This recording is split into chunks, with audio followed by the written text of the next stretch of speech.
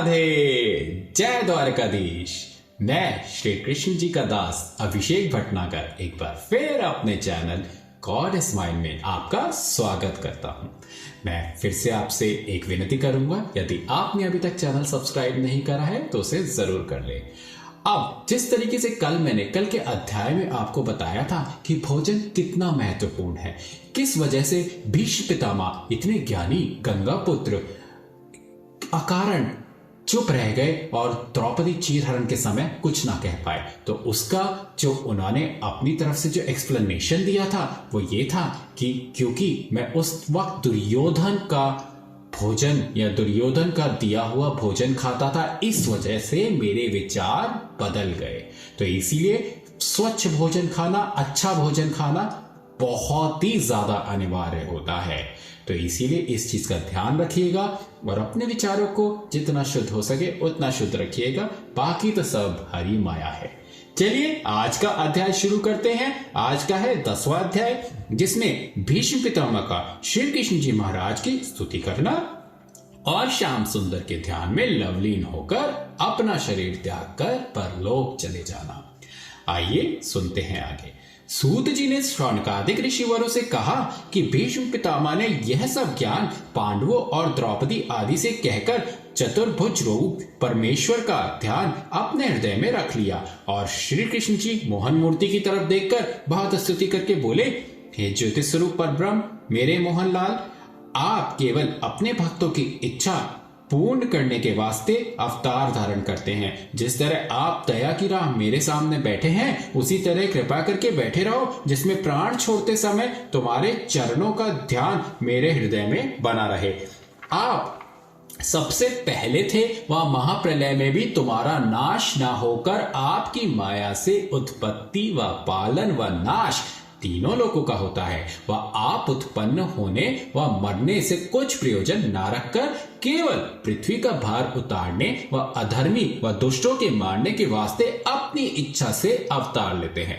तुम्हारे अवतार लेने का यह कारण है कि जिसमें संसारी लोग आपकी सांवली सूरती मोहनी मूर्ति का ध्यान जो सब गुणों से भरी है, ये बात तो बिल्कुल सही कहते हैं भीष्म पितामह। भगवान की जो मूर्ति है ना, कृष्णा की, मेरे मोहन लाल की, मेरे डिवाइन की जो मूर्ति है, वो वाकई में इतनी मन भावन है कि उन्हें देखने के बाद एक बार वहां से मन हटता ही नहीं है। तो इसी बात पे बोलो राधे राधे। सब गुणों से भरी है, अपने हृदय में रखें, वह पापों से छूटकर भवसागर पार उतर जावे। तुम्हारी दया व कृपा अपने भक्तों पर इतनी है कि अपने भक्त अर्जुन के प्राण की रक्षा करने के वास्ते उसके सारथी होकर आप आगे बैठे और अर्जुन को अपने पीछे बैठाया। जिस समय मैं चौखे चौखे बाण अर्जुन पर चलाता था, उस समय काल भी उन बाणों के सामने होता तो जरूर से भाग जाता। सो आपने अर्जुन की रक्षा करके उन तीरों से बचाया और उन बाणों के घाव अपने अंग पर उठाया। सो मेरे बाणों के घाव से तुम्हारी सांवली सूरत पर रक्त की छींटे मूंगे के समान ऐसी शोभायमान दिखलाई देती थी जिसकी शोभा वर्णन ही नहीं हो सकती। आप अर्जुन को इस वास्ते धैर्य देते जाते थे जिसमें उसका पराक्रम कम ना हो और आपके चंद्रमुख पर टेढ़े टेढ़े घुंगर वाले बाल कैसे सुंदर मालूम देते थे, जैसे काले काले भंवरे कमल के फूल का रस चूसते हैं। तुम्हारे मुखारविंद पर धूल उड़कर पड़ने और पसीना होने से कैसा मालूम देता था, जैसे फूल पर ओस की बूंदें रहती हैं और वह पसीना तुम अपने पीतांबर से पोंछकर दाहिने हाथ में कौड़ा व बाएं हाथ में रास घोड़ों की लिए हुए रथ को जल्दी से मेरी तरफ दौड़ाते थे। सो मैं चाहता हूं कि वही आपका स्वरूप मेरी आंखों में बस बसा रहे व तुम्हारे कमल रूपी चरण मेरे हृदय में बाहर ना जावे। आप अपने भक्तों को ऐसा मान रखते हैं कि महाभारत होने के पहले तुमने एक प्रण किया था, हम शस्त्र नहीं चलाएंगे, केवल रथवानी करके शंख बजाएंगे। और हमने प्रतिज्ञा की थी कि जो मैं भीष्म पितामह हूं तो आपको लड़ाई में विकल करके तुम्हारा प्राण छुड़ाकर तुमसे अस्त्र धराऊंगा। सो आपने भक्त पक्ष की राह से विचारा कि मेरा प्रण भले ही छूट जाए तो इसमें कोई संदेह नहीं है, पर मेरे भक्त की प्रतिज्ञा ना छूटे। यह समझकर जब मैंने अर्जुन के रथ का पहिया तोड़कर घोड़ों को मार डाला और उसके रथ की ध्वजा व धनुष काट के गिरा दिया, तब आप मेरे मोहन मूर्ति क्रोध करके उसी रथ का टूटा हुआ पहिया उठाकर मेरे मारने के वास्ते दौड़े। आह, क्या उस वक्त क्या सीन रहा होगा, क्या दृश्य रहा होगा, मैं बिल्कुल इसको समझ सकता हूं। भीष्म पितामह जिस भाव से इस टाइम कान्हा जी की बात कर रहे हैं, भीष्म पितामह इस वक्त या उस वक्त उनके मस्तिष्क में जो धाराएं हिलोरे ले रही होंगी, मैं उसका बिल्कुल अनुभव कर सकता हूं। वाकई में मेरे मनमोहन, मेरे कृष्णा, मेरे गोपाल वो रथ का पहिया उठा के कितने सुंदर लग रहे होंगे। तो बोलो जय बांके बिहारी लाल की, मेरे नंद लाल की। चलिए आगे सुनते हैं। उस समय तुम कैसे सुंदर मालूम देते थे, जैसे शाम घटा बिजली के साथ बड़े धूमधाम से चढ़ रही है। दौड़ते समय तुम्हारा पीतांबर जो तुम ओढ़े थे पृथ्वी पर गिर पड़ा। उसके गिरने का एक यह कारण है कि जब आपने प्रतिज्ञा छोड़कर शस्त्र धर दिया, तब पृथ्वी यह समझकर मारे डर के कांपने लगी कि श्याम सुंदर ने मेरा भार उतारने के वास्ते अवतार लिया है, कहीं वह भी अपना प्रण ना छोड़ दे। पृथ्वी के हृदय की बात तुमने जानकर उसको धैर्य देने के वास्ते अपना पीतांबर गिरा दिया कि तू डर मत। अपने भक्तों का प्राण रखने के वास्ते मैंने अपनी प्रतिज्ञा छोड़ी है, तेरा भार हम उतारेंगे। जिस तरह कोई मनुष्य अपनी वस्तु दूसरे के बौद्ध करने के वास्ते गिरों धर देता है, यानी गिरवी कर देता है, उसी तरह तुमने अपना पीतांबर गिराकर पृथ्वी को धैर्य दिया।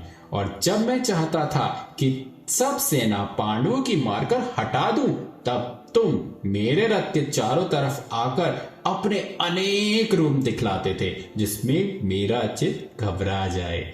जब मैं अनेक रूप देखने से विकल होकर यह नहीं समझता था कि इसमें कौन रूप सत्य और कौन सा रूप माया का है, तब फिर तुम अपने निज रूप से रहकर मेरी बहुत प्रशंसा करते थे।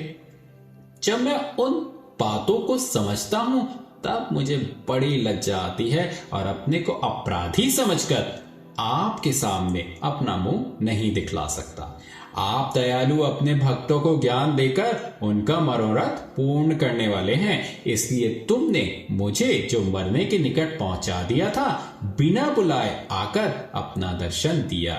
नहीं तो मरते समय बड़े बड़े मुनि और ऋषिवर और ज्ञानियों को भी ध्यान में तुम्हारा दर्शन जल्दी नहीं मिलता। किस वास्ते की अंत समय मनुष्य को इतना दुख होता है जितना कष्ट 60,000 बिच्छू के एक साथ डंक मारने से होता है। इसलिए उस समय पीड़ा से मनुष्य अचेत होकर उसका चित्त ठिकाने नहीं रहता। उस समय तुम्हारी कृपा होने से जिसका ज्ञान बना रहता है, वह आदमी तुम्हारे चरणों का ध्यान हृदय में रखकर भव सागर पार उतर जाता है। इसलिए मैं तुमसे यही चाहता हूं कि यह स्वरूप आपका मेरी आंखों के भीतर बसकर तुम्हारे चरणों में मेरा मन लगा रहे। यह स्तुति करने के उपरांत भीष्म पितामह ने ज्योतिष स्वरूप का ध्यान हृदय में रखकर श्याम सुंदर और सब ऋषिवर और मुनीश्वरों को दंडवत करके अपनी आंखें बंद कर लिया और योगाभ्यास के साथ अपना तन छोड़कर वैकुंठवास पाया। उस समय देवताओं ने आकाश से उन पर फूलों की वर्षा की। तो इसी तरीके से भीष्म पितामह ने यानी गंगा पुत्र ने अपना देहावसान किया। आप करते हैं 11वें अध्याय की शुरुआत। राजा युधिष्ठिर का राजगद्दी पर बैठना और भीष्म पितामह का क्रियाकर्म कर और परीक्षित के मारने के वास्ते अश्वत्थामा का ब्रह्मास्त्र चलाना, जो उत्तरा नाम अभिमन्यु की इसी के पेट में था, व श्याम सुंदर का परीक्षित की रक्षा करना।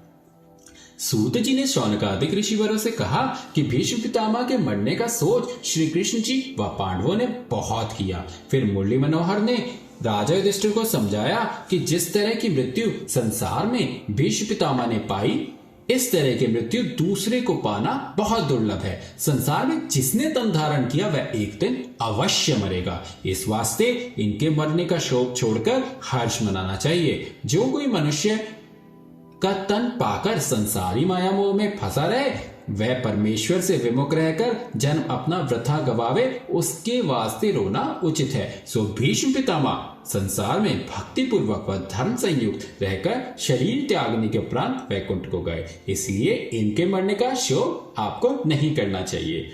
यह वचन सुनकर राजा युधिष्ठिर ने अपने मन को धैर्य दिया व श्याम सुंदर की आज्ञा से भीष्म पितामह का क्रिया और कर्म किया।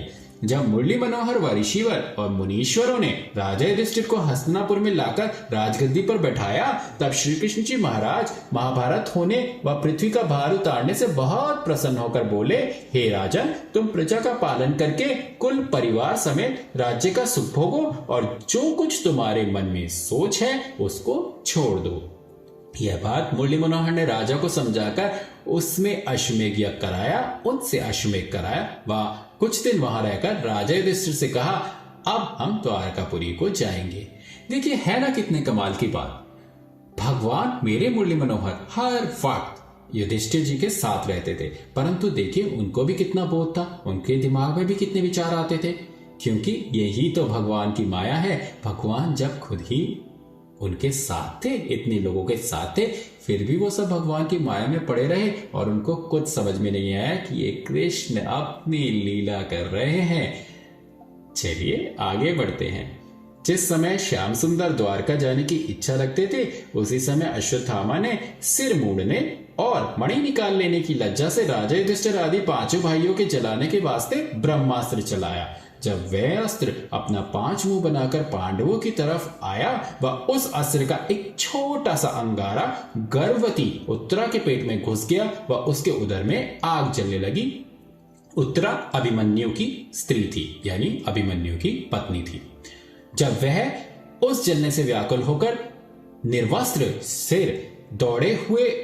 नंगे सिर दौड़े हुए कुंती के पास चली गई, तब कुंती ने उसको अपने साथ श्याम सुंदर के पास ले जाकर उसके पेट में आग जलने का हाल कहा। तब श्री दुग्भंजन ने सुदर्शन चक्र को आज्ञा दी कि तुम उत्तरा के पेट में जाकर ब्रह्मास्त्र की गर्मी से रक्षा करो, और स्वयं श्री कृष्ण जी भी अंगुष्ठ प्रमाण यानी अंगूठे के प्रमाण अपना रूप धरकर उत्तरा के पेट में चले गए और गदा हाथ में लेकर वहां घुमाने लगे। उस समय परीक्षित ने सांवली सूरत मोहनी मूर्ति का दर्शन पाने से चैतन्य होकर अपनी माता के पेट में उनको दूसरा बालक समझा। जब अश्वत्थामा का ब्रह्मास्त्र जो युधिष्ठिर आदि के जलाने के वास्ते 5 मुंह बनाकर गया था, श्याम सुंदर की भक्ति रखने व सुदर्शन चक्र की रक्षा करने से उन 5 भाइयों को जलाने की सामर्थ्य ना रखकर फिर आया, तब अश्वत्थामा ने उस अग्नि को मंत्र के बल से बुझा दिया व राजा विराट की बेटी उत्तरा अपनी जाति के अभिमान से गुरुमुख भी ना हो हरि चरणों में अच्छी तरह विश्वास व प्रेम नहीं रखती थी, इसलिए ब्रह्मास्त्र का एक अंगारा उसके पेट में चला गया था। सो कुंती के कहने से श्याम सुंदर ने उसकी भी रक्षा की। जब वैकुंठनाथ द्वारका जाने लगे, तब कुंती व द्रौपदी व राजा युधिष्ठिर व अर्जुन, भीमसेन व नकुल व सहदेव उनके सामने खड़े होकर कहा, हे दीनानाथ, तुम्हारे जाने से हम लोगों का बड़ा दुख मालूम होता है। अब हमारी रक्षा यहाँ कौन करेगा? जितना सुख हमको तुम्हारे चरणों के दर्शन पाने से मिलता था, उतना आनंद इस राजगद्दी मिलने से नहीं है। तुम्हारे चरण देखे बिना हम लोगों का धैर्य किस तरह होगा? और कुंती हाथ जोड़कर बोली, हे महाप्रभु, अब तक मैं तुमको अपने भाई का बेटा समझकर तुम्हारी महिमा नहीं जानती थी। अब मुझे विश्वास हुआ कि आप परब्रह्म परमेश्वर का अवतार होकर संसारी जीवों की उत्पत्ति व पालन व नाश करते हैं, और मेरे बेटों ने महाभारत में तुम्हारी कृपा से विजय पाया है, और आप सब ऋषिवर और मुनि अपने भक्तों को दर्शन देने और भवसागर पार उतारने और धन की रक्षा करने के वास्ते सगुण रूप धरते हैं, नहीं तो तुमको क्या प्रयोजन था? सो जो सब जीवों के मालिक होकर मत्स्य और शुक्र आदि का अवतार लेते, तुमने वसुदेव व देवकी के कारण जन्म लेकर उनको एक बेद कैद से छुड़ाया। मुझे और मेरे बेटों पर जब जब कष्ट पड़ा, तब तब तुमने दया की राह आकर हम लोगों का दुख दूर किया। जब मैं ऐसा जानती हूँ कि तुम हम लोगों को राज्य देकर जाते हो, इसलिए हमारी सुध भूल जाओगे। सो मुझे राज्य की इच्छा ना होकर फिर उसी तरह विपत्ति व वनवास चाहिए जिसमें तुम्हारा दर्शन सदा होता था। वह सुख व राज्य किस काम का है जहां तुम्हारा दर्शन ना मिले? धन पाने से अभिमान अधिक होकर तुम्हारा भजन